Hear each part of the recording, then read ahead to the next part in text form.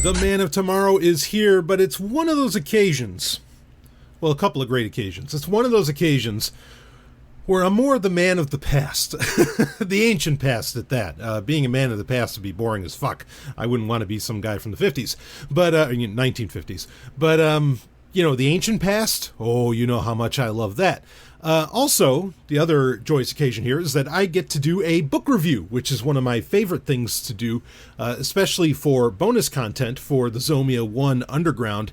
And we have a doozy. A book that I hope leads to, well, a lot of other conversations and actually plays off of some conversations that we've recently had, on Sovereign Tech as well as in other Zomia 1 Underground content, including recent Q&As. But the book we're talking about here is actually from 1974, and it's the Spaceships of Ezekiel by Josef F. Blumrich, who, Josef F. Blumrich, by the way, was one of the head guys at the Marshall Space Flight Center for NASA. Now, understand that he was one of the head guys there while he wrote this book. I mean, I think a lot of people, I can think of a few names that come to mind, or various politicians or other agents, say, of the government that would come out and say, oh, there's UFOs, they'd make all these wild claims after they're out of whatever respective office, not respected, but respective office that they were a part of. Blumrich was very much, holding his position, and it was a top position at the Marshall Space Flight Center. I mean, we're talking about literally one of NASA's top rocket scientists. This guy was the real deal. Okay, he died in 2002, by the way, so I mean, he's gone now. But yeah, 1974, he was one of the top minds in the United States, and that is a very important thing to keep in mind, because I think just when you hear the title, the Spaceships of Ezekiel, you're probably instantly going, you just look at the camera like Giorgio Tsoukalos, aliens, right? You got a whole ancient aliens thing going on here. Now, certainly this book has been covered in the History Channel shit show. I mean, documentary series. Might want to put that in quotes. Ancient Aliens, which admittedly I do watch. In fact, I can't believe it's in its 14th fucking season as of this recording, which is in 2019. But unlike, a lot of what gets put on display in Ancient Aliens, Blumrich, again, was the real deal. He was coming at this from a very, very, from an engineering perspective, from a very scientific perspective. He was looking at what he considered to be the evidence in the book out of Torah, or the Old Testament, depending upon your faith, or way you look at the world, I suppose. From the book of Ezekiel, the prophetic book, the book of Ezekiel. And we'll break down into the book of Ezekiel. We're going to break down into the book Spaceships of Ezekiel itself. We'll get into a lot of that and perhaps some other extant works as well. But it's important to keep in mind that this is not the sensationalized and the rampant and wild and often unjustified speculation. It's none of that gets put on display often enough in Ancient Aliens. Now, to understand where Blumrich was coming from, basically, Blumrich was... you have a book that comes out in 1968, which is also very much the basis, really, of a lot of Ancient Aliens, starting from the very first 2 hour, though without commercials, hour and a half, documentary that started so many years ago. Was that around 2000? Was that 2008, 2009, 2010, maybe even? It's weird because I know there's 14 seasons of Ancient Aliens, but it hasn't been going for 14 years. Anyway, whenever the first one that kind of started the whole shebang, look, Ancient Alien, it was a show that was trying to be scientific for, I want to say, its first, like the first documentary that came out. There was that initial documentary before History Channel made it a series. It was actually pretty good. I don't agree with the answer of extraterrestrials or let me be more clear. I don't agree with the conclusion that it's aliens, that it wasn't humans that have done a lot of what they talk about in Ancient Aliens, but they were at least trying to, they would bring on experts who would try to verify the evidence, or they would try to falsify their claims. They stopped doing that around season 3, I want to say.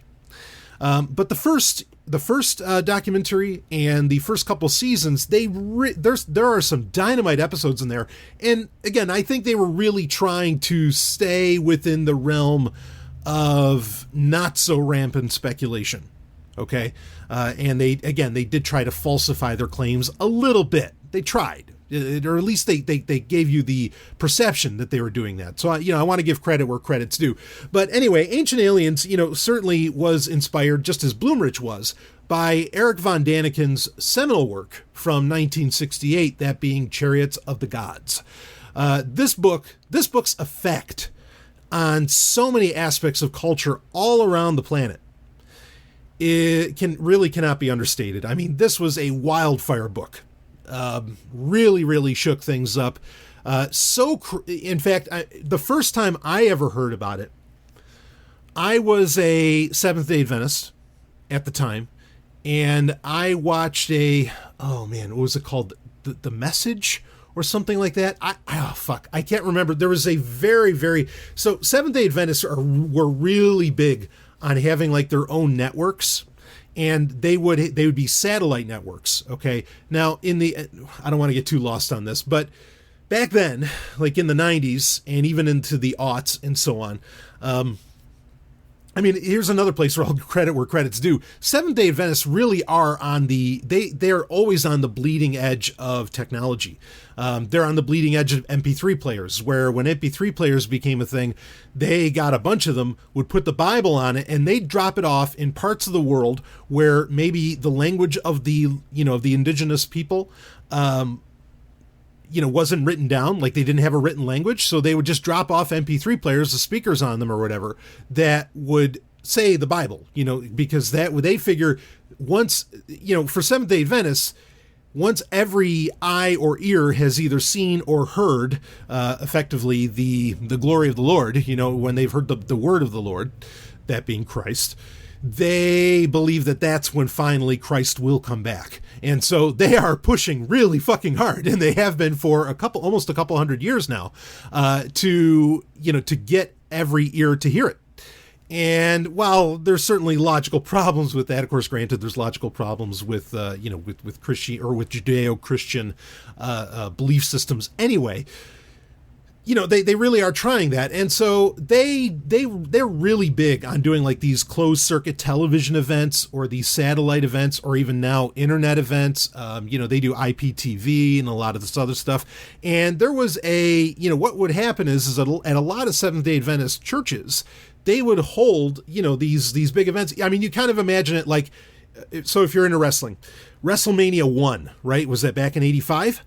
WrestleMania 1 was a closed circuit event. Okay, you could go to Madison Square Garden where the event was held, or you could go to a local stadium or something that would have a huge screen in there, and everybody would buy a ticket, and it was closed circuit television, meaning that you'd go to this place, you go to a stadium, whatever, and you'd go there and you'd watch the event. Pay-per-view wasn't, with cable wasn't really a thing yet, and you'd go there and you'd watch it as if like you were going to the event itself. It was, it's pretty interesting stuff and wild stuff. Okay, now Seventh-day Adventists have been doing this sort of thing as well. Often though, they'll do it for free. You don't have to pay to go and see whatever the multi-night event is. And I remember seeing this one, and the guy for Seventh-day Adventists actually brought up Chariots of the Gods. And he was talking about all these different claims, about the Ark of the Covenant and everything, because I think the point of the event was this guy was claiming that for the Seventh-day Adventists, and this guy was the Seventh-day Adventist, which Seventh-day Adventism, if you don't know, is it's kind of an odd sect of Christianity. All right, I'm not going to get lost on that either. Anyway, he was talking about it, and they were talking about the Ark of the Covenant and all this, and so they were naturally trying to debunk Eric von Daniken's work. Okay, and a lot of people have been trying, or depending upon your perspective, have successfully debunked Eric von Daniken's work. Now, I'm not the biggest fan of Eric von Daniken's work. I think actually some of what he's claimed has already been rampantly, very easily and handily debunked over time. There's certain stones and some other things, where they've been proven to be frauds. Okay, not that von Daniken was engaged in the fraud, but that it was a part of his book. And now, if he was to do an edition today, maybe he should pull that chapter out because now we know that these things are modern fabrications, right? I think the crystal skulls, for the most part, are nonsense. We could get into a lot of this different stuff, but that's not what we're here to talk about. But basically, a lot of people for a long time have been trying to debunk this book, Chariots of the Gods, because it was so fucking popular. And it got so many people talking about this idea, or about the ancient astronaut theory. The idea that aliens or extraterrestrials, came from the stars and ended up giving humanity, or had some impact on humanity's development on the Earth. Now, I'm a bigger fan of Zecharia Sitchin's work, like The 12th Planet and so on. Not that there hasn't been plenty within Sitchin's work that also hasn't been debunked. There's a lot that has. But regardless of that, also I was, friends with Sitchin, but regardless of that, and those books are somewhat contemporary, Blumrich, with Spaceships of Ezekiel, getting back to that, he was actually his mission was to debunk, because I'm sure this is all the talk at NASA in the 70s, or in the late 60s even, when the book, when Chariots of the Gods first came out. He was trying to debunk a lot of Eric von Daniken's claims in Chariots of the Gods, and that's what started him down this path. The thing is, and he brings this up often in his book Spaceships of Ezekiel, is that Blumrich goes, wait a minute, von Daniken's not wrong. There's some weird shit here, and he breaks it down. And so that's his claim to how he started down this path. Now, something to understand, and we could bring up a lot of names, Jack Parsons, some others, okay? There are a lot of people who had been, especially at that time, and some of which who were brought over from Germany through Operation Paperclip after, or, as part of World War II or after. There are a lot of rocket scientists at this time, or within this, just within those few decades, who are into some really wild shit. Okay, who are into some very occult shit, and have some very wild ideas that you could argue allowed them to have the imagination to come up with much of the space program that we have had for the past few decades. And again, Blumrich is certainly, one of the, could be argued as one of, in that number. Okay, there's a lot more to say around that, because unlike perhaps some of what other Parsons, some others, might claim about their more occult theories or beliefs or ideas, Blumrich actually walks away from his explorations into, the more speculative or the wilder side of history, of looking at history, particularly the book of Ezekiel. He actually walks away from that with at least one invention, at least one thing that has been practically applied, to the modern, to modern civilization and to modern technology, which we'll talk about what that is. It's not the most exciting thing, but that is interesting that he reads the book of Ezekiel and he walks away with something, with an idea that he goes, holy shit, and he actually even patents it. We'll talk about that. Now, I was debating on which way to go with this, as in where to start. Do I start talking about the Spaceships of Ezekiel, describing what the book's contents are? Or do I start off with its source material, that being the book of Ezekiel itself out of Torah? And I think I'm going to start off with talking about the book of Ezekiel itself and the character of Ezekiel, because I think this kind of colors, and there's some interesting points about it that color what Blumrich does with the Spaceships of Ezekiel in that book. So to understand the book of Ezekiel, perhaps we should talk about Ezekiel himself. It is pretty widely believed in the Abrahamic faiths that Ezekiel was a very real person. In fact, his tomb is still in Iraq. It's actually near Kafil, I think that's in southern Iraq. I've been in Iraq, of course, when I was in the military. I did not happen to visit this area, though I would have been, certainly even at the time, I would have been intrigued to do so. And there's a I guess basically a abandoned synagogue there where the tomb of Ezekiel is. But Muslims and Jews have all visited this place. I mean, it's Iraq is kind of not the easiest place to get into, if you know what I mean. Today it's a little bit different, but certainly over the years, definitely a contested area. So how many people successfully did that, whatever. Anyway, but that's genuinely believed to be the final resting place. This tomb of Ezekiel in Iraq is considered to be the final resting place of Ezekiel. Understand that next to Israel, the area of Israel itself, Iraq is where the largest part of the Bible really takes place. It's kind of you could call it the second largest geographic area of where events in the Bible take place. So keep that in mind, when we talk about this sort of stuff. But regardless, he's considered a very real person, and that tomb is totally legit. Again, there's been a synagogue there for quite some time, even though it's, as I understand it, it's no longer in use. Regardless of that, there's some debate because there's years and dates given within the book of Ezekiel itself. It is the book of Ezekiel is the only book attributed to the prophet and priest Ezekiel. Of course, he is a priest he would be classified as a Kohanim. There's some debate as to what his lineage is. Some people say he's a son of Joshua and Rahab, which is pretty important, but there's no debate over the fact that he is Kohanim, meaning that Kohanim, so you have the 12 tribes of Israel, right? But really you have 13.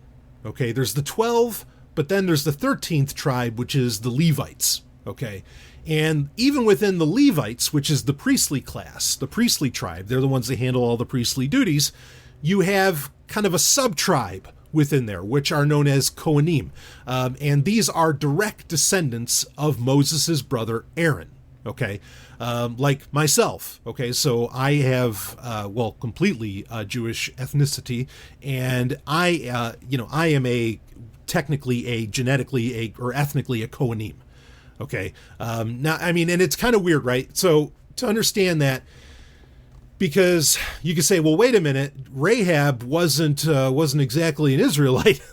She was, well, anyway, there's the whole story around that. I'm not going to tell that story again, but how does that square away? So to understand because a lot of people know that your Jewish ethnicity is passed down from your mother. Okay, that's the Orthodox tradition, and certain other Jewish traditions put it that way. Not everybody does that. Like I was recently reading Paul Stanley's new book, that being Backstage Pass, Paul Stanley of KISS, and he thinks that, this idea that Jewish heritage is only matrilineal, that it's only through the mother, that's bullshit. Because he married, or I'm guessing he has kids through a woman that is not ethnically Jewish. But traditionally, that's what's accepted. So here's the important thing to understand, and what makes things kind of complicated. While your Jewish ethnicity is quote unquote proven through through your mother being Jewish, your Kohanim status is through your father. So, if your mother were Kohanim, or was the child of a descendant of Aaron, that does not mean that you are Kohanim. Okay, your father has to be Kohanim. So basically, to be Kohanim, to be a quote-unquote true descendant of Aaron, your mother has to be Jewish, and your father has to be the descendant of Aaron. Okay, do you get that? I know how confusing that is. Believe me, you try growing up with this shit. So, this is going to speak to a larger point here in a second. So anyway, Ezekiel is a Kohanim. He's actually of what is known as the house of Zadok, which Zadok, or he would be known as a Zadokite priest. Zadok was appointed by Solomon to be the high priest of Solomon's temple. Now, Ezekiel is someone who is alive during the Babylonian captivity, during the exile. Okay, in fact, Ezekiel is, like I said, there's dates there, so there's some question of, did he start writing this book when he was 30? We have some idea of when the last words of Ezekiel were recorded, perhaps by Ezekiel himself, but we'll get into more of that context when we talk about the book of Ezekiel specifically. But Ezekiel, it's theorized by rabbis, by rabbinic tradition, that he is the person, just to give you perspective. If you know the story of Shadrach, Meshach, and Abednego, who were the guys that in the book of Daniel get tossed into the fiery furnace by Nebuchadnezzar because they refused to bow to Nebuchadnezzar's idol. Right? And they get thrown in the fiery furnace, but they survive, and Nebuchadnezzar keeps saying, oh, make it hotter, because these guys, these three guys just won't die. And then, of course, Nebuchadnezzar looks into the fiery pit and then says, wait a minute, who's the fourth guy in there?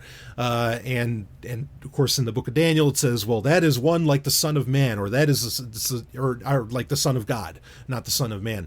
And of course, Christians like to think that fourth person was actually Jesus, or perhaps a pre-Jesus, that being like the Archangel Michael, something like that, whatever. Okay, another conversation. But that story is very popular. A lot of people know the story of the three people get thrown, of Shadrach, Meshach, and Abednego getting thrown into the fiery furnace, by Nebuchadnezzar.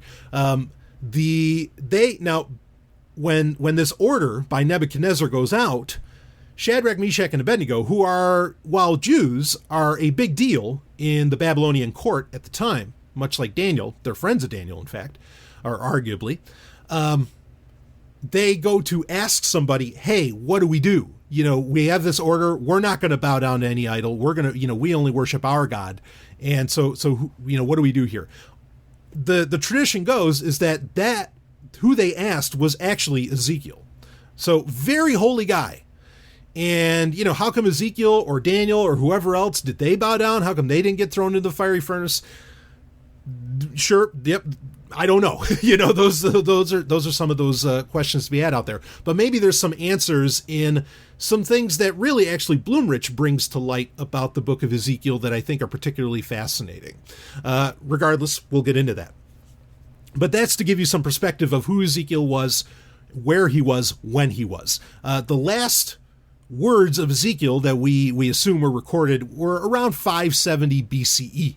Okay, so again, is that when he died? We don't know. When was he even alive? We don't know. There's a guess that he was 30 years old when the book started, based upon, within the first chapter of the book, which for many people is the most interesting.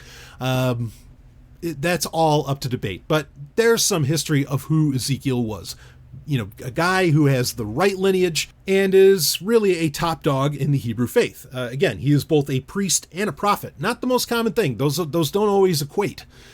Sometimes you have priests who are just priests. Sometimes you have prophets who are just prophets. You don't always have the same thing, or, where they're the same, where they come together, where it's a priest and a prophet. But Ezekiel is that, well, shall we say, that holy. So there's some perspective on the character of Ezekiel. Again, he's pretty much considered to be like that he actually existed. And one of those rare figures where traditionally there's an idea of where he laid to rest, which is also kind of rare. Now, as to the book of Ezekiel, this is important to talk about. The book of Ezekiel is a very contentious book for a lot of reasons, particularly chapter 1, which is a lot of what caught Joseph Blumrich's eye and where a lot of the basis of the Spaceships of Ezekiel comes from. Not all, but where a lot of it certainly comes from. So Ezekiel in Torah, that being the Jewish version of the Old Testament, and I'll explain what I mean by that more, is part of the Nevi'im, which the Torah, or the Tanakh, which is the entire body, or what Christians would equate to the Old Testament, is not in the same order as it is in the Christian version of the Old Testament. They're the same books, but it's not in the same order. Where the Jews kind of break it down by, in the Christian Old Testament, it's somewhat by chronology. Not exactly. It's not chronological, because if it were chronological, the book of Job would be much earlier on. But it's more by like era, okay, as to where with Torah, or with the Tanakh, Torah is a funny word. We've talked about this before on Zomia 1 Underground Content, where Torah can just mean the first 5 books of the Bible. It can mean the Tanakh and the Talmud. It can mean a lot of different things. It can mean the entirety of Jewish teachings. There's a lot of different ways the word Torah gets used. Okay, I could say Tanakh for clarity here from now on. But within the Tanakh, it's broken down by the type of writing that it is. Is it the Pentateuch? Is it the books, the 5 books of Moses? Is it a prophetic work? Is it a historical work? The writings. And so you have different, things are broken up by that. The book of Ezekiel is in the Nevi'im, which is the prophetic works. Okay. And it's clearly classified as such. Now, the most interesting part of the book of Ezekiel, and there's plenty of them. There's the prophecies, which we'll talk about this with Blumrich because maybe they're not prophecies. The prophecies, though, what are traditionally considered prophecies, like the prophecy of the dry bones, which where the song, Ezekiel called them dry bones. People know that song, the neck bone connects to the whatever bone. That comes from this book. The prophecy of the third temple, which is something that Christians and Jews have been waiting a long time for, which can't happen right now because right now where the third temple is supposed to be is where the Muslim Dome of the Rock is, and you go trying and build a third temple on there, and you're going to have World War III on your hands, quite literally, actually, because it is such an important holy site in Islam. Anyway, there's a conversation to have around that, but there's that prophecy. There's quite a few within the book of Ezekiel. It's a very important book, but it is a book that almost didn't make it into the Tanakh. When rabbis were compiling what Christians know of as the Old Testament, or what Jews know of as the Tanakh, when they were putting all that together, this, along ironically with other contemporary books to it, like the Book of Daniel, were it was contentious. Like, do we include this? And some books didn't get included that seem to have some degree of ancient history to it, like, say, the Book of Enoch, right? There's a lot of arguments to be had around the Book of Enoch, but really all you have are the Christians in Ethiopia who include that in their version of the Bible. Okay, but like the Book of Daniel wasn't going to make it originally into the Tanakh. We know that there was a lot of argument around that, but the problem is that with the Jewish people at the time, it was just such a popular book. People loved it so much that basically the rabbis would have had a riot on their hands if they didn't include it into the holy text of the Hebrew people, or the holy compilation, we should say, because really that's what the Tanakh is. And Ezekiel's one of those as well, where it almost didn't make the cut. And part of this, a big part of why that is because of chapter 1, which gets into this, and you've probably heard this phrase before, the wheel within a wheel, where there's this crazy, the first chapter is this, Ezekiel is seeing, basically he's seeing the presence of God. He's in the presence of God. He's seeing these 4 creatures. He's seeing these wheel, this wheel within a wheel. He's seeing all this wacky shit. He's hearing all this thunder. And it's very, very strange imagery. You have these seraphim with, lion heads and 6 wings and all. It's just, it reads nuts, and it's so nuts. In fact, while it did end up getting included into the Tanakh, rabbis make it very clear, don't you dare, and they've made this clear for a couple thousand years, don't you dare read that first chapter of Ezekiel if you aren't nothing less than a sage, basically a rabbi, of Jewish tradition, because you're going to come out, when you read that, it's so crazy, you're going to come out with the wildest notions. In fact, maybe notions as wild as, well, what Josef Blumrich did with the Spaceships of Ezekiel, which he's, as far as I know, not Jewish, and he really, probably was not a sage in the Jewish tradition, because really to be that, you probably don't have time to be a rocket scientist. But the Mishnah, a Jewish holy text, very, very clear. Don't read that book unless you are just grounded in Jewish tradition and grounded in Torah. Don't touch it. It's argued that the book of Ezekiel, particularly chapter 1, is where Kabbalah and a lot of Jewish mysticism all comes out of. What the fuck is in chapter 1 of Ezekiel? It's that wild. Okay, even within, even from a spiritual or a faith-based perspective. Okay, unlike, Blumrich, who's supposedly coming at it from an engineering or scientific perspective or a materialist perspective. it's that open, it's that weird, it's that crazy. What the fuck did Ezekiel see? Now, an important thing to bring up here at this stage is that the book of Ezekiel, you got a few things going for it, or kind of going against it, okay? And Blumrich brings a lot of this to light rather properly. And I'll tell you this, I'll let this cat out of the bag. I think that the textual analysis that Blumrich brings to, and kind of the oddities of the book of Ezekiel that Blumrich brings to light, are far more fascinating and have much broader ramifications than any kind of spaceship that he thinks, he is creating, or that he thinks he's reading about within the book of Ezekiel.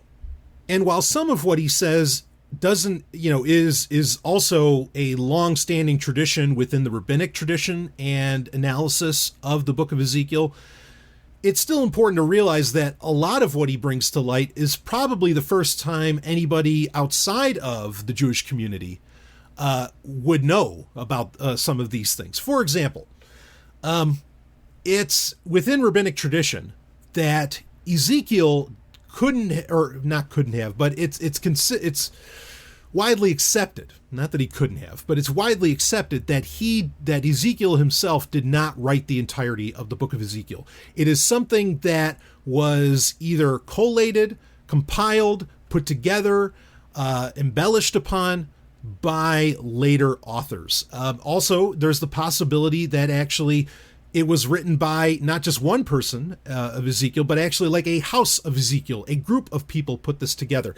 And because there are some oddities, okay, where, for example, initially in the book of Ezekiel, you have Ezekiel talking in the first person. And that's somewhat rare, actually, within the Tanakh.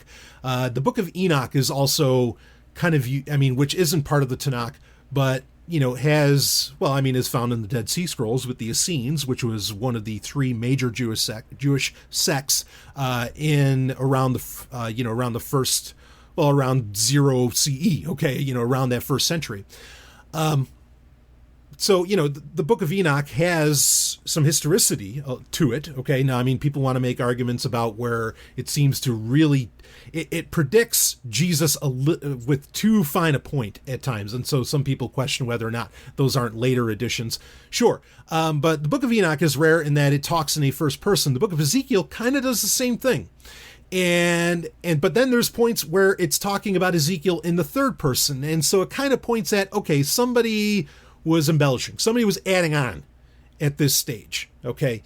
And that's accepted within rabbinic tradition, okay? That's not something that Blumrich is exactly, was the first person to bring to light. That's accepted that this could be some kind of compilation, much like the book of Genesis is considered to have like 5 or 6 different authors. The book of Ezekiel, kind of the same score. Now, before the book of Ezekiel gets included into the Tanakh, it's also pretty clear, or there's also historical claims that rabbis at the time when the Tanakh was getting compiled spent a lot of time, well, frankly, editing the book of Ezekiel, and perhaps they were maybe making it, and this runs into a lot of issues and proves some of what Blumrich says, because Blumrich makes the claim within the Spaceships of Ezekiel that it's pretty clear there are things missing from the book of Ezekiel.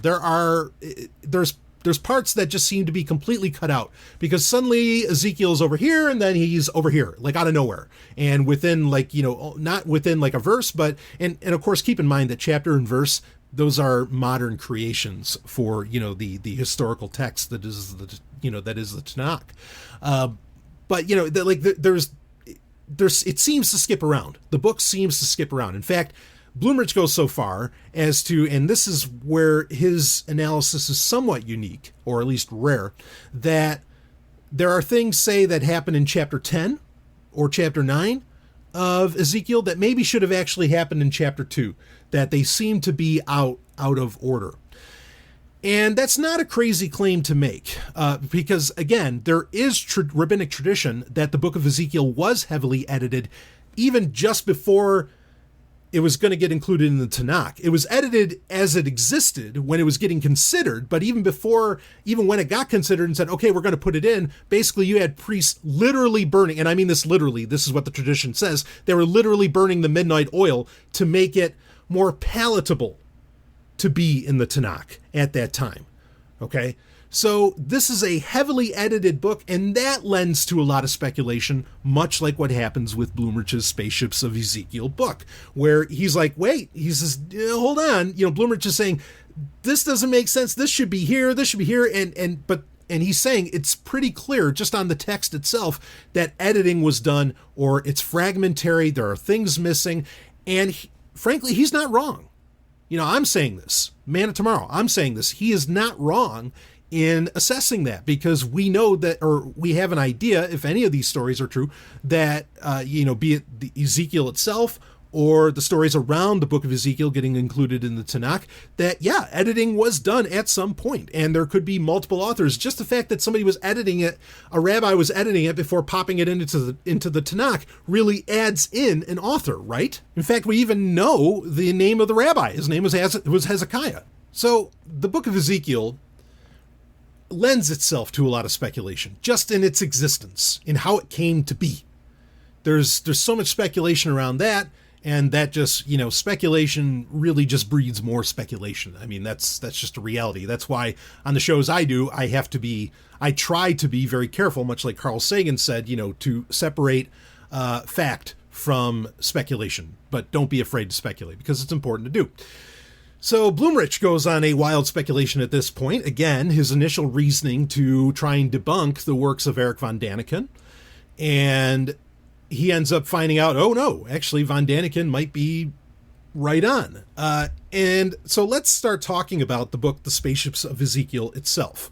Now, again, Blumrich is coming at this from the perspective of an engineer, a rocket scientist, from the, materialist scientific perspective. That's how he claims to be coming at this. He's not making any arguments for faith. He is careful within the book to say that at points that, even though, and von Daniken would make these similar claims, even though he might end up proving, or he thinks that he proved, that this was, that what Ezekiel encounters are some kind of ancient astronauts or ancient aliens, whatever. Even though he makes it very clear in the book that they looked like humans, and that's why they keep getting described as such, like unto the likeness of man, or there's points where it's unto the likeness of God. That doesn't necessarily mean there isn't a God, because actually he'll bring up verses within Ezekiel that say it was like, in the likeness of God, which of course God, if you read the book of Genesis, he makes man in his own image. There's, you can get into a huge argument around that one, but you get my point. So Blumrich walks a fine line of saying, okay, he was experiencing corporeal beings, but that doesn't mean that there isn't still some kind of non-corporeal or some kind of God that we can't exactly understand. Really, like the understanding of God based upon Maimonides and other things within, rabbinic tradition, boy, we could do a whole episode about that.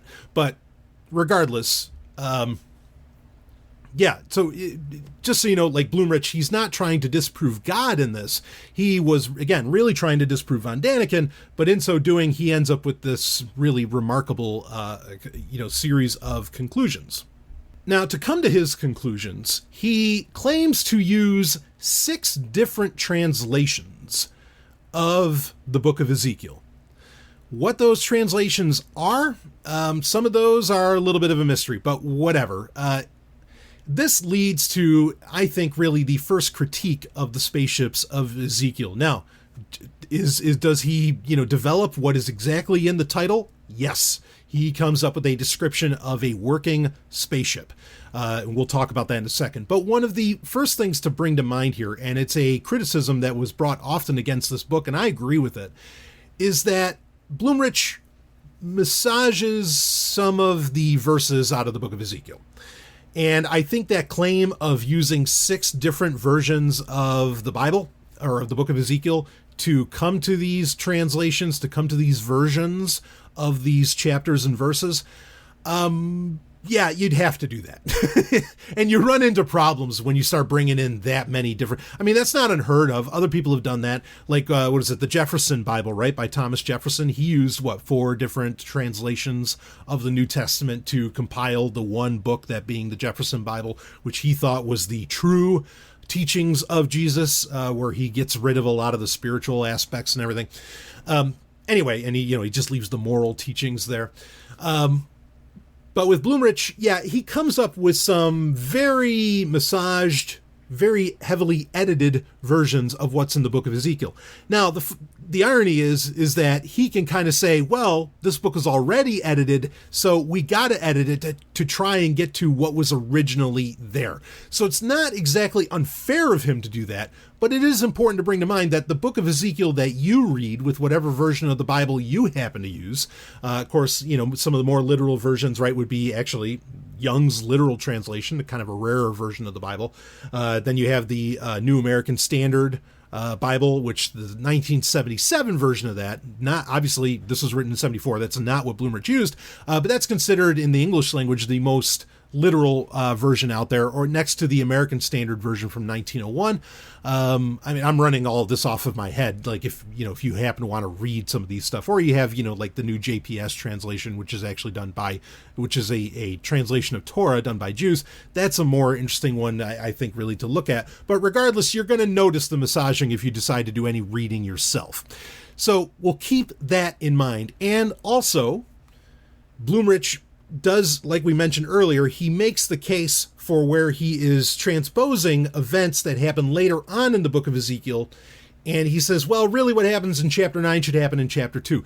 Now, that's not crazy for him to claim also, and I'll tell you why. Because the book of Ezekiel in the prophetic works, say alongside Isaiah and some other texts like that, is kind of unique, or it might even be very unique, in that it's one of the few books I can think of where it's chronological. The events in it are considered to chronologically happen. Now, there's inconsistencies in the chronology. For example, it seems to be written within some kind of 20-year period, okay, like the book of Ezekiel, but then there's some weird reference to 27 years within the book itself. So that creates a contradiction, which is part of the reason why the priests were burning the midnight oil and editing the book of Ezekiel to make it worthy of inclusion, or to make it fit the perfect narrative of the Tanakh at the time. That's why rabbis were doing that, or part of the claim of why they were doing that. Of course, one could get into the claim the real reason they were doing that is they were trying to hide the fact that the book of Ezekiel talks about aliens and spaceships. Woo! Right? That's what Blumrich would... not that he exactly claims that, but maybe that's what he would claim. But... so it is weird that the book is so chronologically ordered, because most prophetic works aren't that way. They skip around.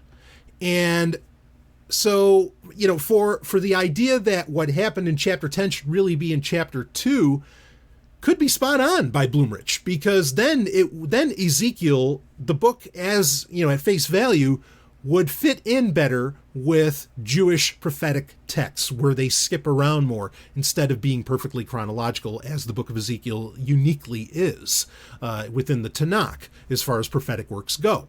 Now, I really want to come back to that, because he makes that the way that he thinks, or the way Blumrich thinks that certain events should happen at this point and not at this point. There's a much bigger conversation to have around that. And like I said earlier, that is the most interesting thing to come out of the Spaceships of Ezekiel. But to get this out of the way, let's talk about the fucking spaceship, okay? And perhaps the people that came out of it, or that were piloting it or flying it. The spaceship itself, I don't think is actually that interesting. In fact, if you look at the cover of the book, you can, I'll put a link in the show notes for it. Of course, it's a book that's well out of print. However, there is a company recently called New Caesarian Press that they've been doing audiobook versions of a lot of these books that are out of print, like these ancient astronaut theorist style books. And I really applaud them for doing this. So you can get it on Audible, even though it's a little more difficult to get it in a physical form, or, I mean, it doesn't cost that much. I think you can get a copy for like $25, but just be aware that it's out of print. I have a PDF copy of it, of course, that I had made. But regardless, they're out there. You can get your hands on this, but you can see what this spaceship looks like. And I mean, I imagine you even just put it in an image search, and you're going to end up with a picture of what this thing looks like. The capsule part of it looks like a teardrop, and it's a teardrop where the point of it. Okay, not the rounded part, but the point of it. So it's a teardrop upside down. The point of it is pointing down. And then it has 4 struts. Okay, 4 what look like landing struts. And on each of those struts are, they're all running kind of parallel. The 4 struts, or they're not parallel, they're adjacent. But anyway, they have helicopter blades. They have rotors on them. So this is a rotorcraft. Okay, but it's a lot more than that, because also apparently it is a spaceship. It's not just a rotorcraft. I'm going to give you my take on some of that, but we'll keep going. So, and not only that, but at the bottom of these, again, you have the wheels within wheels, right, that are described in Ezekiel chapter 1. I'm not going to read Ezekiel chapter 1 for you here. Well, that might actually be interesting. Why don't I read, here we go, from chapter 1. I'll just do verse 15. We won't read the whole thing. But chapter 1 of Ezekiel from verse 15. And this is, to Blumrich, the ship has come down, and here's where Ezekiel starts seeing what he sees. He's hearing the burning and the lightning and the thunder and all this crap. Anyway, so here's verse 15. And ironically, well, let's talk about it. Here we go. Now, verse 15, now as I behold the living creatures, behold, one wheel upon the earth beside the living creatures, for each of the 4 faces thereof. The appearance of the wheels and their work was like unto a barrel, and they 4 had one likeness, and their appearance and their work was as it were a wheel within a wheel. When they went in their 4 directions. They turned not when they went. So anyway, that's going into verse 17, or no, into verse 18. Now, that wheel within a wheel, this is something that Christians, Jews, people have been speculating about. What the fuck does that mean? And I agree, chapter 1 of Ezekiel is probably next to like Isaiah, I think it's Isaiah 65, which is very weird, where it's talking about heaven, what heaven is like, but it says people die in heaven. It's a very strange bit of business. You can read about that. Anyway, this wheel within a wheel, I've heard, there's people who say, oh, that's like just a literal UFO. But they take it completely out of context as to where Blumrich, like makes that part of the spaceship. In fact, it's not even the most interesting part, ironically. And we'll talk about that. I've heard other people say, well, I think that's like, Ezekiel got a glimpse of how the universe works, and that maybe he saw DNA, right? Like the double helix, a wheel within a wheel. There's a lot of different interpretations as to what, the wheel within a wheel means.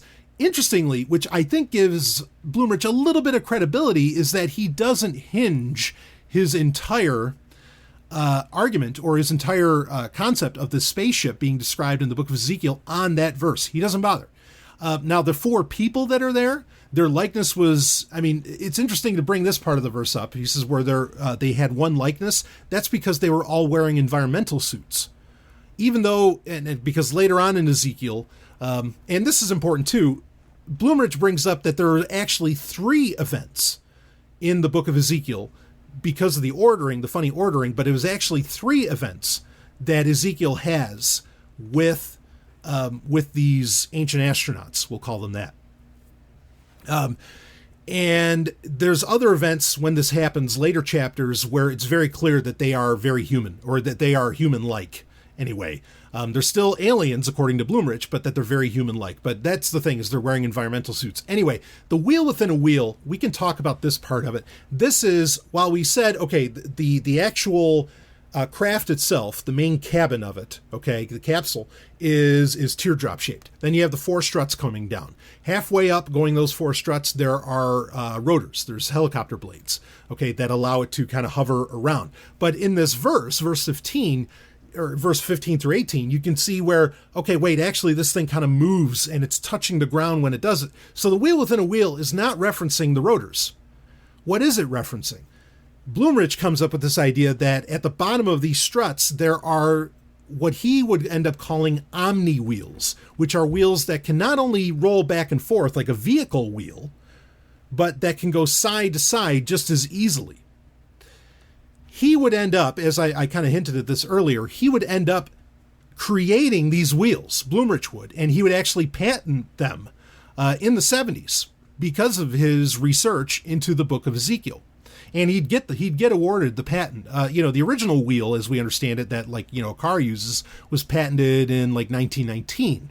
Blumrich would patent the Omni wheel later on, and this is something that is used in lots of different places, and it's still something being improved upon for varying uses, including with newer versions of the patent. But basically, Blumrich came up with the Omni wheel, a wheel that can go back and forth and side to side, with the same speed and ease, because of his research into the book of Ezekiel. It's pretty incredible. I got to give him that. But that's just all that is, that wheel within a wheel, which so many researchers into the Bible, make such a big deal out of it and are like, what the fuck is that? Blah, blah, blah. Theologians and so on, they don't know what it means. It's really, all it is just something that allows Blumrich's spaceship to, when it lands, to move over if it needs to. That's all it is. One of the biggest mysteries in the Tanakh is simply, the landing wheels, more or less. Even though the spaceship is a VOTL, right? Vertical takeoff and landing. It's just basically, the landing wheels that you'd see on a 737. That's what they equate to. Because it's so the spaceship can just taxi, right? Which I think is kind of funny. But regardless of that, he has these other verses where he comes with the descriptions of these helicopter blades. And those helicopter blades are what more or less allow, and that's where the thundering sound comes from. They are what allows for the spaceship to get around on planet Earth. And these people do get around. Okay. And we'll talk more about perhaps what their mission was, why they're here in a second. Now, Blumrich goes on to say that this vessel is powered by some kind of nuclear reactor. And it has a control cockpit, which Ezekiel confuses as the throne of God. There's something to be said for the description of sapphire being used, which is a conductive element. And that's kind of a bigger conversation to get into, because a lot of people don't know. In fact, most people didn't know until recently that the 10 Commandments, if they were an actual thing that was handed to an actual guy named Moses or something like that, it's pretty clear that those were cut out. It's made clear in the book of Exodus that they were carved out of the throne of God, and the throne of God is described as being made of sapphire. So the 10 Commandments were made of sapphire. So, there's something to be said there, but that's a much bigger conversation to be had. Bottom line being, if he actually saw sapphire in use, that's not that crazy, because it's tough stuff. And also, it's great when it comes to electronics. And we know that today, for varying reasons that sapphire, gets used in modern technology. And I mean modern technology isn't just the 21st century. I don't think Blumrich realized everything that he had, going for him there when he was talking about the sapphire part of this. But that's really it. That's all the spaceship is. And it's not based on, it's based on quite a few verses, but not a whole lot of the book of Ezekiel. But, Blumrich says this spaceship, again, the teardrop-shaped cabin, the 4 struts, the rotors, and then the Omni wheels at the bottom, and the nuclear reactor. He's basically saying, this actually wouldn't be hard for us to come up with. We're not that far off from developing a spaceship much like the one described in Ezekiel. Now, if you ever watched Ancient Aliens, this is where things start to get a little more interesting. And we can talk more about the people that were perhaps piloting it in a minute, and we will. But in that, there is they tell the story about a guy who built a mock-up of the third, what is widely considered the third temple in the book of Ezekiel. Now, the interesting thing is that when they built a model, when Blumrich built a model of the spaceship of Ezekiel, and the other guy had the model of, again, completely separately. They weren't talking to each other. It was just separate stuff. And why not? Like I've said, people have been studying and coming up with crazy shit out of the book of Ezekiel for literally over 1,000 years, for thousands of years, perhaps. So this guy puts this model together, and then someone just had the thought of, what if we took the spaceship, let's build a little model of the spaceship of Ezekiel, see what happens. And amazingly, inside of the third temple, the spaceship of Ezekiel can land vertically, perfectly, and sit perfectly right in the center of that temple complex. And that's pretty incredible. Now, they bring that up in the spaceship, or in Ancient Aliens, in the show. I think it was mentioned either in the first season or it's mentioned in the very first documentary. I mean, that is incredible stuff, but sadly, Ancient Aliens doesn't go as far as Blumrich does. Because Blumrich goes on to say that actually this third temple, this is one of those things that I think is far more revolutionary in what Blumrich was saying than the spaceship. Do I think that thing could be a spaceship? I guess I could get into that, but hold on, let me finish this because it'll be part of a larger point. Blumrich says that what actually happens is Ezekiel doesn't have a vision of the third temple, this central thing to so much of Christianity and Judaism, because it's the future restoration for the Jews, right? And for Christianity, it's the seat where, unfortunately, I guess like the Antichrist is going to sit and then Jesus is going to come back, whatever. And whether you're pre-trib or post-trib, that creates all kinds of problems. Okay. But what essentially here, what people widely is considered the third temple, wasn't a third temple, isn't a future third temple. It is actually just a city complex that these ancient astronauts, that they inhabited on Earth for a while. And that's why, independently, again, this wouldn't be in the book, Spaceships of Ezekiel, because this, putting together the spaceship and the third temple didn't happen until after the book had come out. But that would explain why the spaceship can sit so perfectly in the third temple, is because it was actually just a base far away for these ancient astronauts. And that's just the base, just the abstract. And I think that latter point that happens after the book gets published of the temple and the ship, fitting so well together, that points at something far more interesting, is that's not a third temple. That's one of the most revolutionary things to come out of this book. And one of the big takeaways for me is that, oh, no. He's not talking about a third temple, because it's very clear he's not talking about Solomon's temple because it doesn't fit the dimensions. And he's not talking about Herod's temple, which is the second temple that gets built after the Babylonian captivity, because that didn't match the dimensions that Ezekiel was talking about. But Ezekiel did, if it's a historical text of some kind, which I think major chunks of the Tanakh are genuinely historical texts, including the book of Job, including some parts of Genesis, and so on. That he actually saw. Well, he saw a city. You could call it a temple, but maybe that was a mistake or that was an editing thing. But he basically saw a complex, a compound that housed an advanced human civilization, an advanced group of humans that piloted this quote-unquote spaceship. That's huge.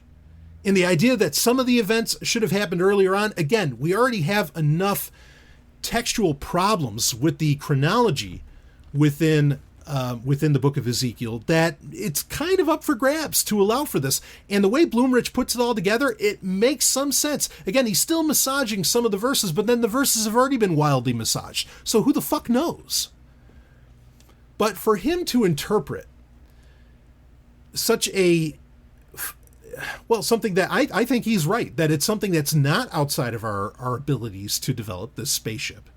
Okay. And look, folks, to say, well, then why aren't we building them? Project Orion. I want you to read about Project Orion, which was a program, okay, by Freeman Dyson was heading this. Okay. Yeah. Like the guy that came up with the Dyson sphere. In the 1950s, to come up with nuclear-propelled spacecraft. And they developed, granted, it had its problems, but they developed effectively a spaceship that could theoretically developed. I mean, not theoretical as in, well, it might work. No, it would really work. Okay, it's just we can't build it because, well, there's problems with its launch vehicle and stuff like this. Not that they wouldn't work, just that loss of life could be pretty bad. Okay. I highly recommend you look into Project Orion if you never have. But anyway, they came up with a totally practical, viable spaceship that could take humanity to other planets in our solar system. It could do it. it's theoretical in that it wasn't built, but it's not theoretical in that it couldn't work or that it might not work. And that's in the 50s, well before the Spaceships of Ezekiel was even written. I don't know if Blumrich had anything to do with Project Orion, but it's pretty interesting. So this wasn't outside of our reach back then. He wasn't, but again, to say, well, how could, if this Spaceship of Ezekiel could work, why aren't we building it? Well, it's the same question. Why aren't we building the ships from Project Orion? And maybe the secret sauce here, because again, one of the issues with Project Orion is an issue of radiation. Maybe the secret sauce here, or part of this, are these environmental suits. Maybe they're part of what make the nuclear powering of the Spaceship of Ezekiel, what make it possible. Okay. But oh boy, where to go from that? Now, speaking of some of those suits, there are little things. I want to touch on this, then I want to get into a couple other things.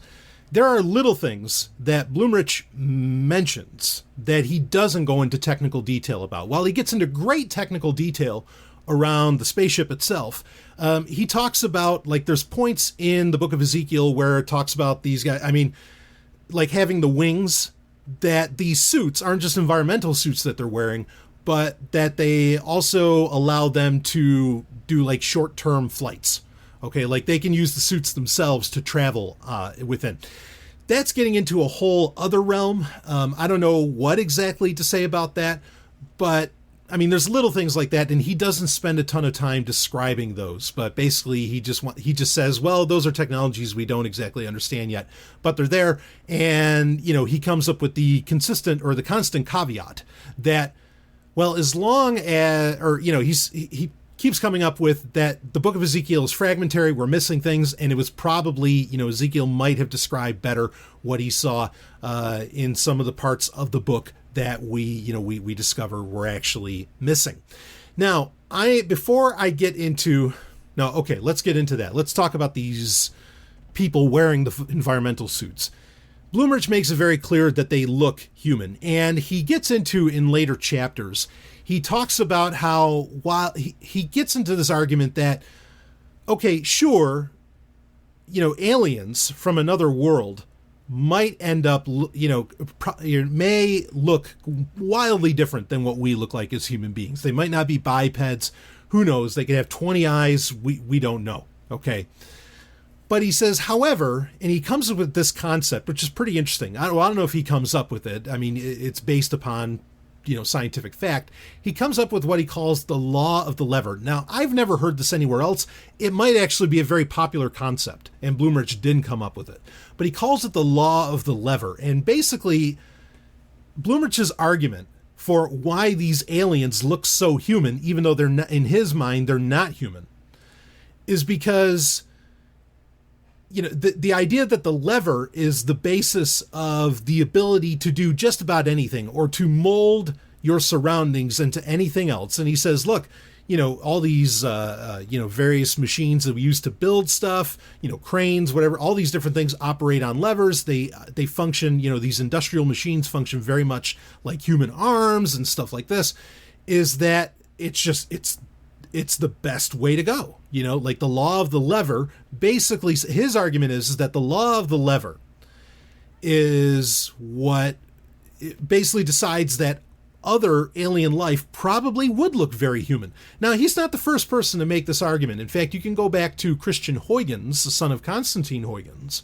who wrote books on alien life back in this would have been 18th century, maybe a little earlier, and this is the guy that, he discovered I think he discovered Titan, actually, of all ironies, with a telescope and all this, and he created telescopes. But Christian Huygens, he argued that, well, yeah, they could look very funny to us. They probably don't. They probably look very human. So the idea of aliens looking human is an old one. It's not something that was just come up with to save money on television budgets for Star Trek or Lost in Space or what the fuck ever. This is something that a lot of brilliant minds, at least for their time, considered to be, most likely that actually humans, or that aliens would look very much like us. And Blumrich makes the same argument. And basically he's saying he doesn't say where these aliens come from. He doesn't get into that at all. I mean, he almost completely dodges the question, actually. But he more or less says that they're on a mission of exploration. And as to why they talk to Ezekiel, he makes the argument that they must recognize an impressive intellect in Ezekiel. And that maybe that they had actually come to Earth many times. And perhaps that they had actually dealt with Israelites or Hebrews or Jews, whatever word you want to use. And granted, they're the same thing, but they're also different things in ways. And so maybe they knew to talk to them. Maybe they felt that the Hebrew code, like kashrut law or, Levitical, the various mitzvot and Levitical law and all that was very advanced for this humble planet Earth. And so they wanted to talk to what Blumrich would argue would be perhaps the most advanced culture. Whole conversation to have around that one, but that's his argument as to why they would talk to Ezekiel and why they would show this stuff. But basically they're on a mission of exploration. It's not like a Zecharia Sitchin thing where they are looking for gold. I mean, maybe that's part of it, and Blumrich just doesn't go there. Who knows? I would actually argue, and I'm kind of going to summarize a lot of this. Okay. I would argue, I think that Blumrich did really find some interesting stuff in the book of Ezekiel. I am not opposed to the idea that what he sees or what he describes, the spaceship that he develops out of the writings of Ezekiel, is not, I'm not opposed to that being a real thing. However, where I would differ personally, and this is, I always feel like this is such a blind spot with, these ancient aliens guys or ancient astronaut theorists or whatever. I would actually suggest that, and why Blumrich won't go there, I don't know. Maybe he just wanted something more sensational, and it was more sensational to say aliens at the time. I would propose that it wasn't a spaceship, but just an airship. Okay, and that's why you don't exactly, you get some descriptions of like the fire and all this stuff, and that's, maybe the thrusters or something like this. I would more propose that his description of the helicopters and the Omni wheels and all that stuff's pretty on, in my opinion. And I see where he's getting that, and it's pretty brilliant supposition. But all that requires the damn thing never has to go into space. It just has to fly around on Earth in that way. And a Vodal is a very efficient, and we have, honestly, we have helicopters that operate on a very similar, concept. Could it still be a nuclear powered vehicle? Sure. And that way it never has to be renewed. Like maybe it had a thorium reactor or something. Who knows? Okay. Anyway, that's getting into whole other stuff. But regardless, the idea that there is a airship that has a near endless source of power, some kind of nuclear power, and that was piloted by, now here's the other thing. How about, I think it's, I can kind of see the argument that it's, this law of the lever argument, that it just makes sense that other aliens would look human. If they look so damn human, it's probably because they were human. It's just that they were part of either a holdover or part of an advanced culture or civilization that existed at the time that we just don't know about. Okay, or that maybe we do know about, but no one's willing to just ask the question, well, what if it's just ancient humans that were advanced? Why does it have to be aliens? Just like with the Greek gods. There's so many stories about the Greek gods, a little too many for it to just be some flight of fancy. But these gods always act so damned human, like they're jealous and they have all these other things. They act in very human ways. Now, why is that? Is it because, that just people are anthropomorphizing this stuff upon their gods? No, what's probably most likely is that they were just human. Maybe they were just more advanced ones. You could get into, kind of a who mourns for Adonis situation out of Star Trek, right?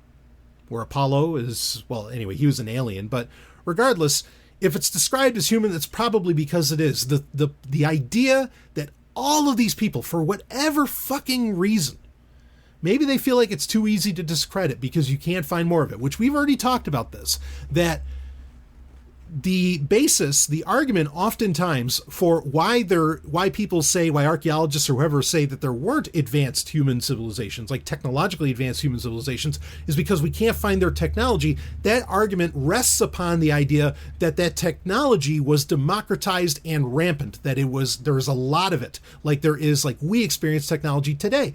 But as I've said many times on Sovereign Tech and on Q&A content and elsewhere, there's no historical guarantee that advanced technology is democratized as it is today. That might just be a byproduct, not a byproduct, it's a direct product of the Industrial Revolution.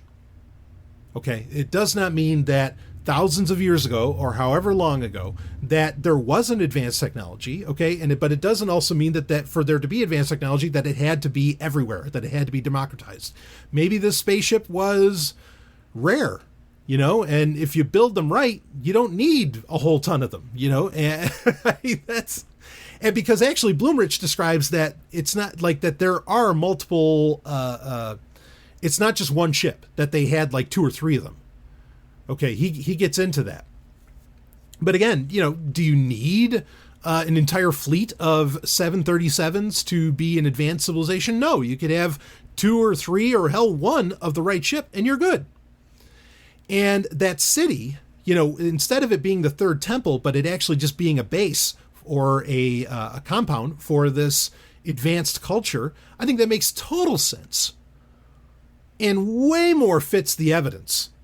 If what's in the book of Ezekiel is some kind of evidence of actual history and of actual technology, the answer that fits that all of that better as to who made it, who's using it, where did it come from, is right here on Earth.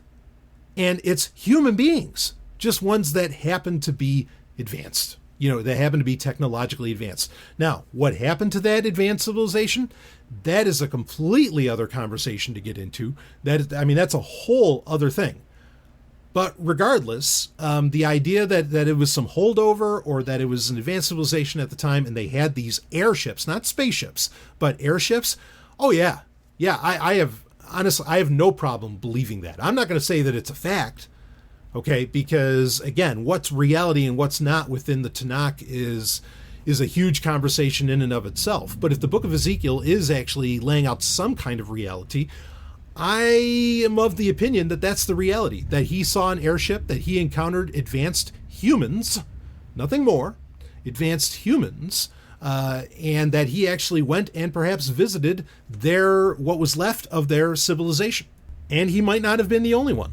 Elijah might have, Enoch might have. Go down the list of these characters who had these experiences supposedly with the divine. And perhaps it's not talking about an experience with the divine, but merely an experience with the advanced technology of another human culture. I don't think there's anything crazy about that at all. Is there a long road to go to prove that sort of stuff? Yeah, sure. I think that there is a long road to go. But I also admittedly think that a lot of the evidence for it has probably been, and I don't mean like it's a New World Order or government cover-up or something like that, but probably covered up by archaeologists, covered up by other, shall we say, taste groups, that maybe didn't, what they saw on some wall or written in some book didn't fit with their worldview, didn't fit with their with their life narrative, with their cultural narrative, and so they buried it.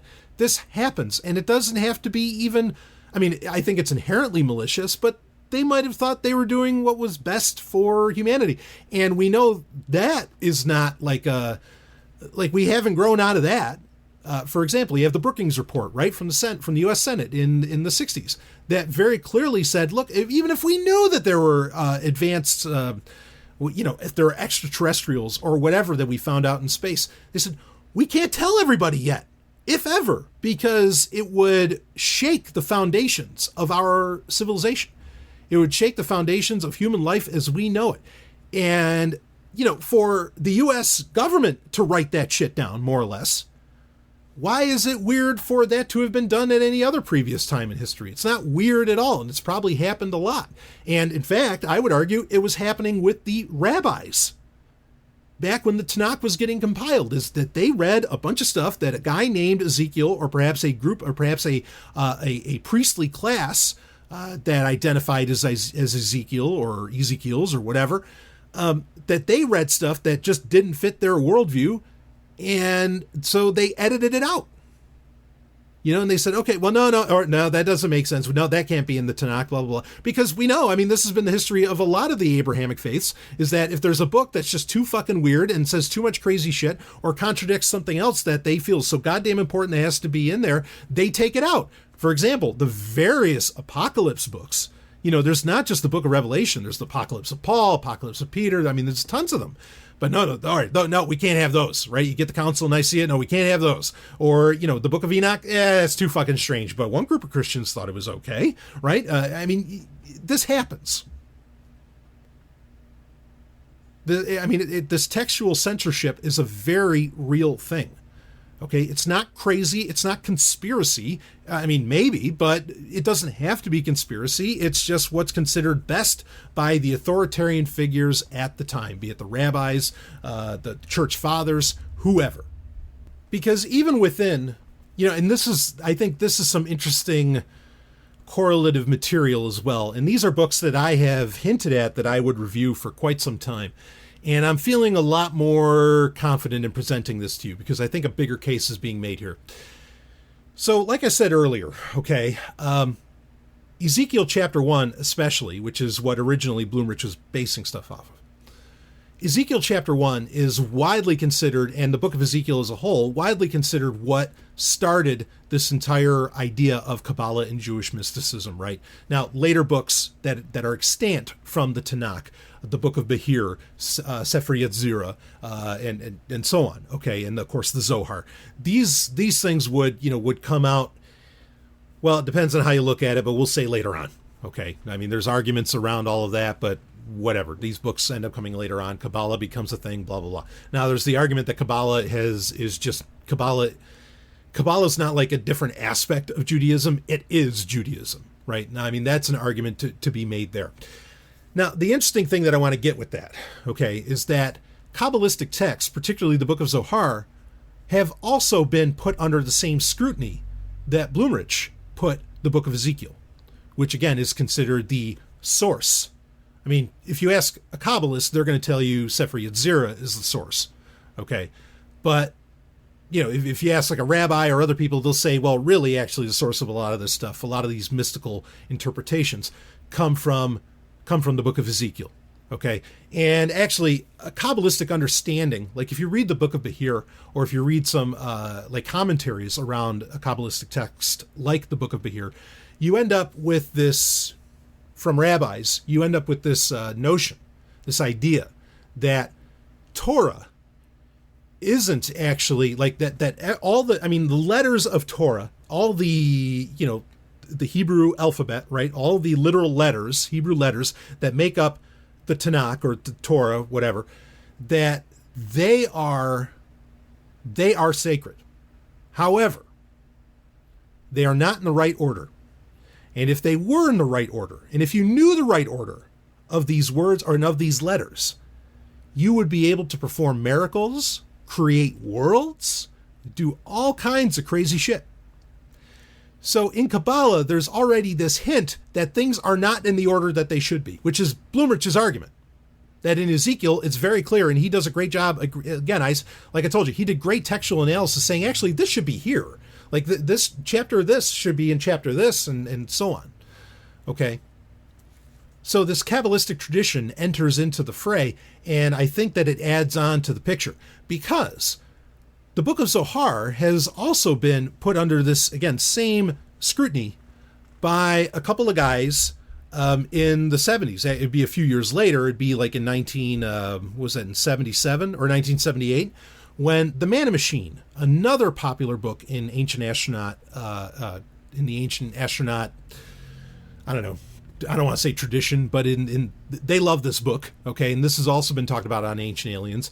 This is a very expensive book to get your hands on. And on any given day, you can spend $3,000 on trying to get a copy. I released this book well, I got a copy of it, and I ended up getting a PDF scanned and out. But The Man Machine by George Sassoon and Rodney Dale, which came out in 78 again, and also had a companion book, both of these of which I want to do a book review similar to this. Again, they play off of each other so well. The companion book, which is The Kabbalah Decoded, a new translation of the Ancient of Days text of the Zohar. But I usually just call it The Kabbalah Decoded, but that's the full title. Both of those do the same thing, where they are taking these Jewish texts. Okay, granted, the Book of Zohar is not part of the Tanakh, and most people want to just label that as a medieval, creation from the medieval times by Jewish mystics. Well, anyway, that's another argument entirely. But we'll talk about that when we review those books. But the Man Machine and the Kabbalah Decoded are also making the same exact claim just a few years later than Blumrich did, that these Jewish texts are actually describing really advanced technology. Of course, in the Man Machine, it's a literal machine that the Israelites had when they were going through the desert, right? Their 40 years, whatever, that was feeding them the manna, and that it was this like nuclear powered. Anyway, there's whole diagrams in the book, The Man Machine, about that, but it's the same idea.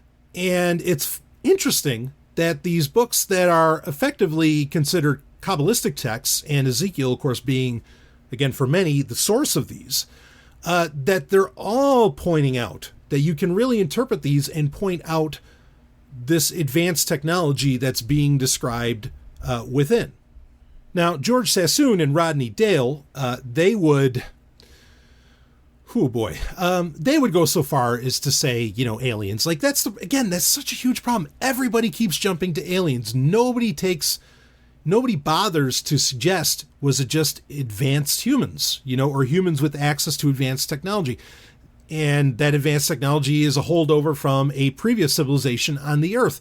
No one bothers with that, and I cannot grasp why, especially since now the scientific community, or at least elements of the scientific community, not ancient aliens people, have come out and said, if there was an advanced culture or advanced civilization a few 100,000 or a few million years ago, we'd have no idea that it ever existed today. That's basically considered as fact now.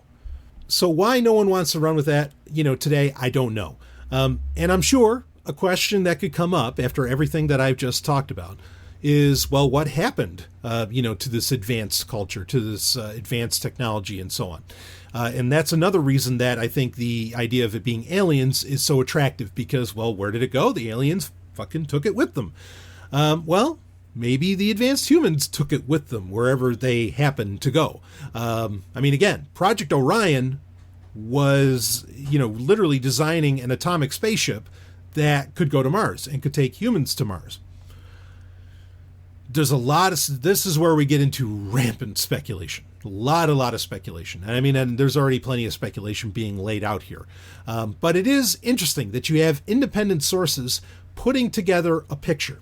You have Joseph Blumrich with the Spaceship of Ezekiel, or what I would argue is just an advanced airship. You have the guy who, made a replica of the Third Temple, which remarkably fits the Spaceship of Ezekiel perfectly within it. And Blumrich's conclusion that actually Ezekiel wasn't seeing a future temple, he was seeing a modern installation of some kind. Or not a modern, he was seeing a contemporary installation in Ezekiel's time. And then you have, Sassoon, George Sassoon and Rodney Dale, who both came up and said, actually, the Book of Zohar, like this Ancient of Days, this thing that gets equated to God, is really just an advanced technology.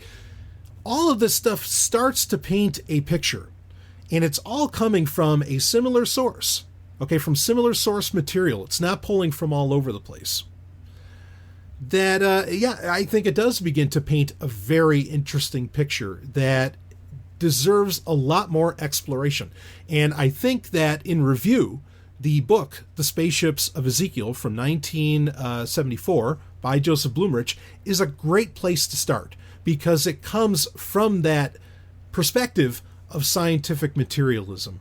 Okay, and granted, it does start to get into the aliens question, which I think that starts to veer off into places that are completely unnecessary. Okay, and that Occam's razor would have a field day with, as I like to say. But I think it's a great place to start, and I think that Blumrich did tremendous work. And like I said, what's perhaps more interesting isn't even the spaceship itself, but everything else that Blumrich had to bring to bear about the book of Ezekiel itself, which I hope we spent a lot of time describing and breaking down, and that you found enjoyable and interesting. So I heartily recommend reading this book. I don't agree with everything. I think that Blumrich massages things a little too much at points, but then he could make some great justifications for why he needed to do that.